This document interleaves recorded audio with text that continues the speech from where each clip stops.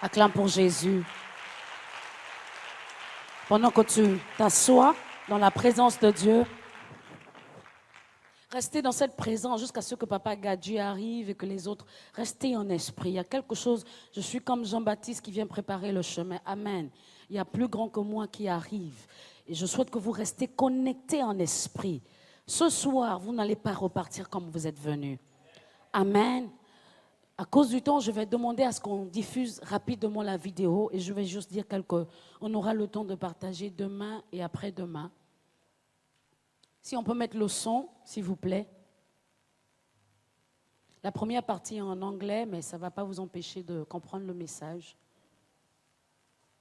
Il n'y a pas de son.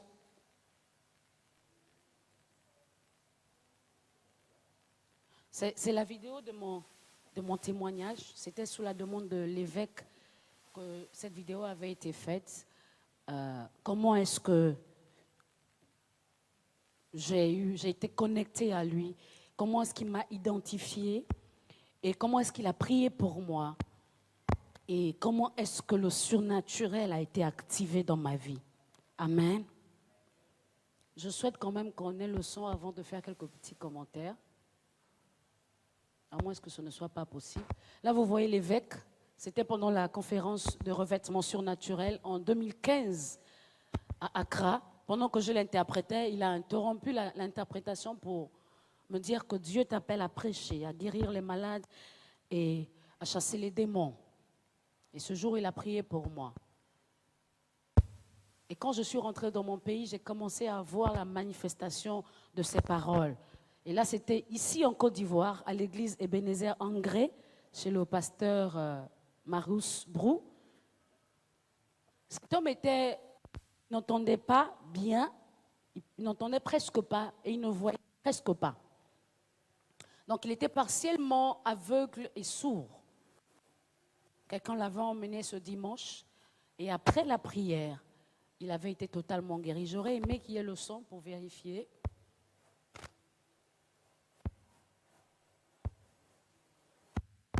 En train de tester. Apparemment, le son passe ailleurs, ça ne passe pas ici. Il ne voyait pas, donc on est en train de tester sa vue.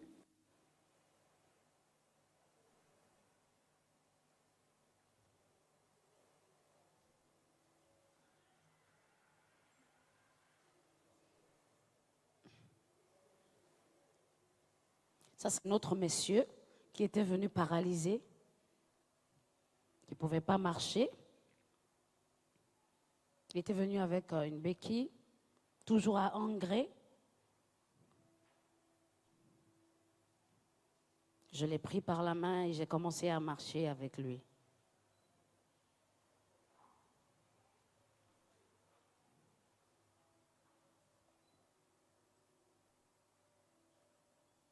Ça passe pas.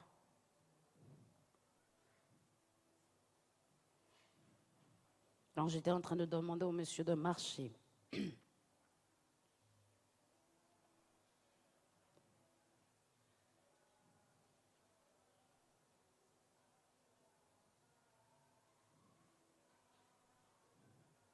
Après de longues années, c'était la première fois qu'il faisait ses premiers pas.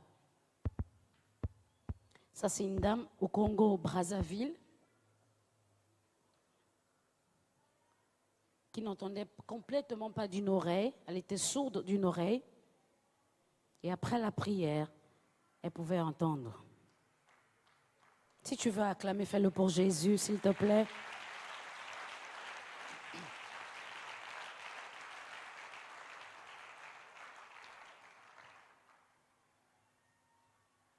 Et là, nous sommes au Gabon. Je prie pour une dame qui n'entend pas.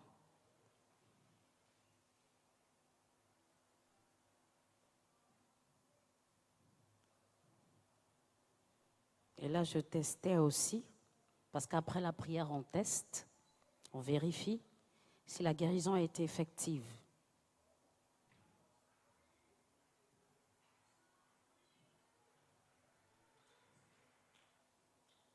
Là, j'ai prié pour une dame qui ne voyait pas aussi. Elle était aveugle d'un œil et Dieu a ouvert son œil.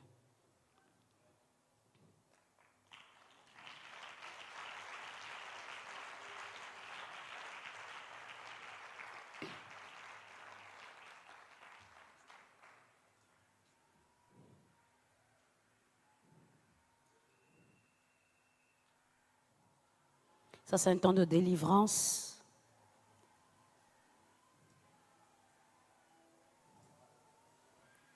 Et un temps d'impactation où je priais pour des gens afin de recevoir la grâce de Dieu pour être utilisés par Dieu.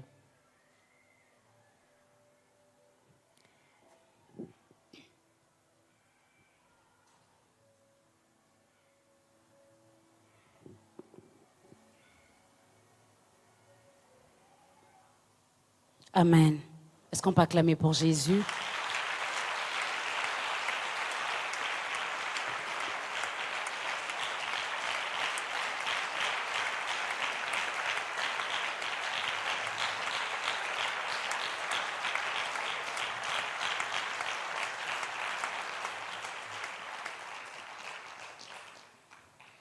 La chose merveilleuse à propos de mon témoignage, c'est que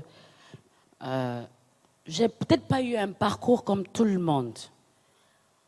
Je savais que j'avais reçu l'appel de Dieu depuis que j'étais jeune. Déjà à l'âge de 10 ans, je savais que j'allais servir Dieu.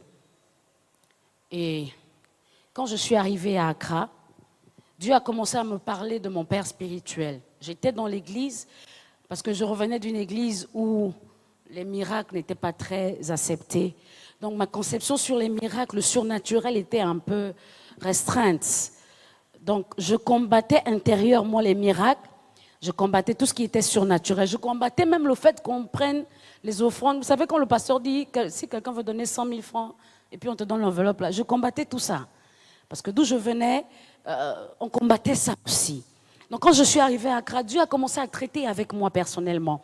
Il a commencé à me parler de mon père. Pendant peut-être 6 mois, je ne rêvais que de lui et je rêvais de comment je travaillais avec lui. J'avais des songes qui étaient toujours liés à lui. Et jusqu'à quand on m'a demandé de rejoindre le département des interprètes, j'ai lutté, j'ai refusé. J'ai fait un autre 6 mois assise, je ne voulais pas interpréter. J'ai dit, je peux faire tout sauf interprétation, je ne veux pas me lever devant les gens, je ne veux pas me lever à côté de cet homme pour interpréter. Amen. Et finalement, j'ai cédé. Et j'ai commencé à servir. Dieu a commencé à ouvrir mon cœur. J'ai commencé à servir auprès de cet homme. Ce n'était pas facile, je vous assure, parce qu'à l'époque, j'étais étudiante. Et en tant qu'étudiante, je traversais des défis parce que je n'avais pas le soutien total de mes parents.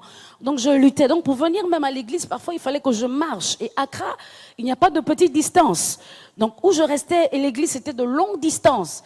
Mais quand on avait besoin de moi pour le service, ou quand il fallait que je serve, j'étais toujours là et à l'heure. Amen. Et j'ai servi pendant quelques années comme ça, fidèlement. Et Dieu a vu mon cœur. Et pendant que j'interprétais mon papa, je faisais toujours une prière. Je disais à Dieu, Seigneur, je ne peux pas me tenir à côté d'un tel homme qui a une telle onction. Et je sors de là la même. Ce n'est pas possible. Si l'onction est transmissible, quelque chose doit se passer dans ma vie. Amen.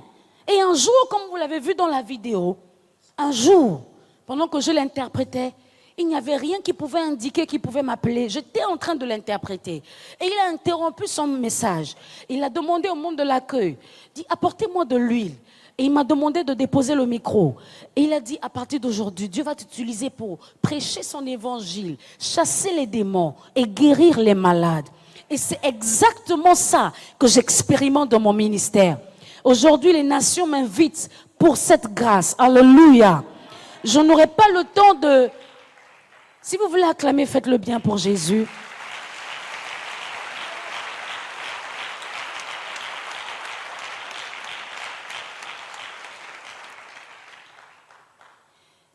Premièrement, Dieu a vu mon cœur.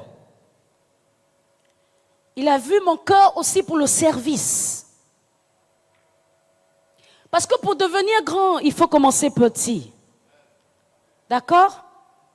Pour devenir père, il faut d'abord être un fils. On ne saute pas les étapes. Et Dieu a vu mon cœur pour le service. Je servais sans rien attendre. Un jour, apôtre, quelqu'un est venu me demander, quelqu'un est venu d'un pays, et il m'a demandé, mais je te vois toujours debout en train d'interpréter, est-ce qu'on te donne un salaire? J'ai dit, je prends le salaire pour faire quoi? Je suis en train de servir Dieu et je sers mon Père. Parce que la mentalité que nous avons, c'est que lorsqu'on parle de servir un Père, on pense que c'est de l'idolâtrie. Amen.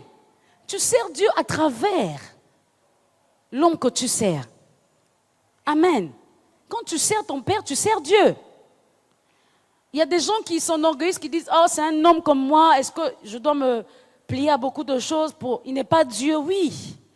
Et certaines personnes prennent ce verset qui dit, excusez-moi de le mentionner, malheur à l'homme qui se confie à l'homme comme lui.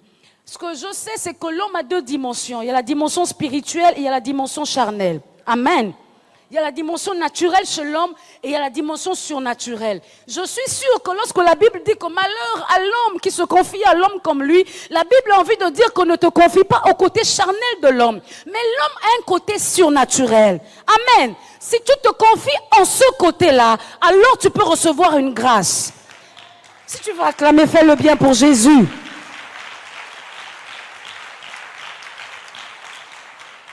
Donc ne prenons pas les versets bibliques pour justifier notre orgueil. Je vais le dire directement. Amen. Vous savez, même dans la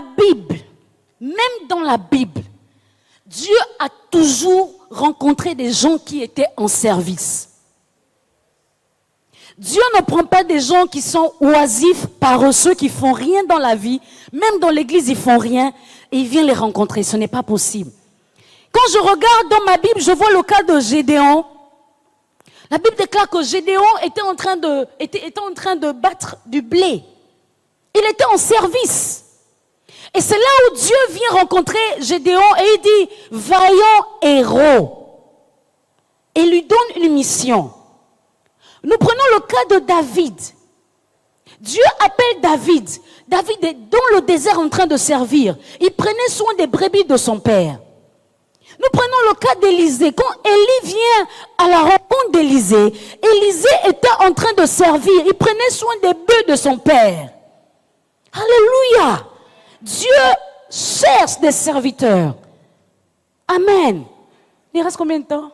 5 minutes. D'accord, c'est assez. Merci. Donc pour arriver là, le premier point que je vais partager, je n'aurai pas le temps d'ouvrir la Bible ou bien de développer, c'est le service. Comment est-ce que le surnaturel a été activé dans ma vie? C'est pour ça que je dis, je n'ai pas eu le parcours de tout le monde. Certains d'entre vous, vous êtes allés sur une montagne, je ne sais pas, pour recevoir une grâce particulière, mais moi je l'ai reçue en servant. Amen. Et si tu as le cœur d'un serviteur, je suis sûre que Dieu fera de toi un maître de main. Alléluia. Dieu cherche des serviteurs et c'est en servant que Dieu m'a visité. Est-ce que ça veut dire que je n'avais pas l'appel de Dieu sur ma vie? Non. Mais l'apôtre dit quelque chose d'intéressant. On ne réinvente pas la roue. La grâce que tu cherches, il y a un homme qui a ça. Au lieu de te torturer avec les 40 jours de jeûne et prière, je ne dis pas que tu ne dois plus jeûner. Mais il y a quelqu'un qui a ça. Paye le prix du service. Paye le prix de la loyauté. Paye le prix de la fidélité. Je suis sûre que même si cet homme ne prend pas sa main pour poser sa main sur ta tête, un jour Dieu se souviendra de toi. Le problème avec l'église et les serviteurs de Dieu que nous sommes, c'est que nous voulons devenir grands sans commencer petit. Et c'est ça qui nous embête. On ne veut pas servir un homme. Parce qu'on dit c'est un homme. Mais Dieu est dans l'homme. Est-ce que tu vois Dieu? Si tu vois Dieu, va servir Dieu où il est. Mais moi, ce que je sais, c'est que je vois Dieu à travers l'apôtre Gadji. Quand l'apôtre Gadji me demande de venir pour interpréter, je viens parce que c'est Dieu qui me demande de venir. Parce que Dieu est en cet homme. Alléluia.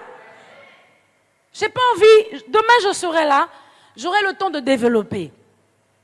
Mais avant de s'aimer le surnaturel dans ta vie, Dieu regarde à ton cœur pour le service. Parce que même lorsque Dieu t'introduit dans le surnaturel, c'est pour servir. Ce n'est pas pour utiliser son peuple contre lui. Ce n'est pas pour se monter contre les pères. Alléluia. Dieu cherche des serviteurs. Et vous, ce que vous avez vu, les miracles, là, c'est juste un petit résumé. J'ai vu plus que ça. J'ai vu des gens qui ont fait 20 ans de paralysie marcher. Ce n'est pas quelque chose d'extraordinaire que j'ai fait. J'ai une relation avec Dieu, certes, mais il y a un homme. Comme Élisée avait été introduit par Élie, il y a un homme qui m'a introduit dans le surnaturel. Alléluia. Et cette semaine, tu seras introduit dans le surnaturel à cause des onctions auxquelles tu vas te frotter et les onctions auxquelles tu t'es déjà frotté. Quelque chose s'est passé dans ta vie. Je peux te dire que tu ne sortiras pas d'ici comme tu es venu. Est-ce que tu peux te lever et acclamer Jésus?